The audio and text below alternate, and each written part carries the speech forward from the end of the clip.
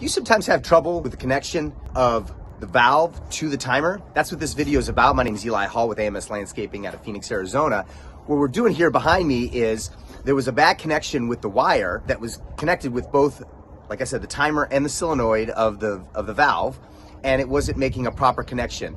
And sometimes when this happens, being able to locate where the break is just nearly impossible. It's actually less costly to just go ahead and replace all the wire, and that's what this video is about. We're gonna show you a little more of what we're doing here. So before considering replacing any lines, you wanna make sure your valves are properly working.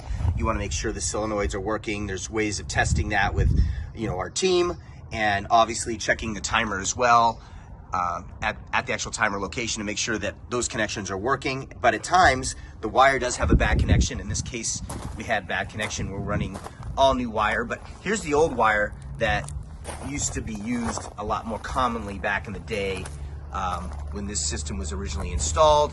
As you can see, with all these different wires, there was a bad connection and it was connecting with another wire and just giving a bad signal, which is why we're replacing the new lines.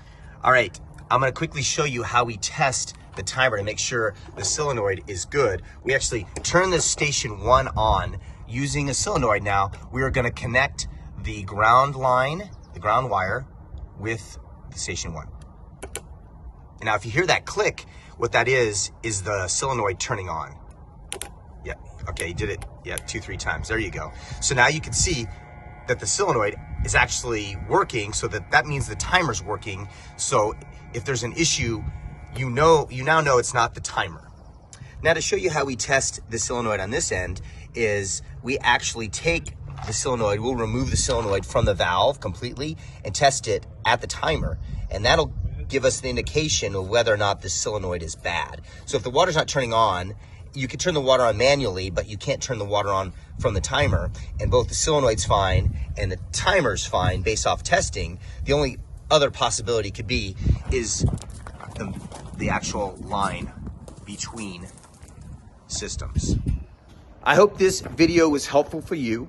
If you have any questions or if this job seems too challenging for you, feel free to reach out to us here at AMS Landscaping. Check us out on our website at AZLawns.com. Also subscribe to our YouTube channel and follow us on Facebook at AMS Landscaping. Also check us out on Instagram and Twitter at AZLawns. Make it a great day.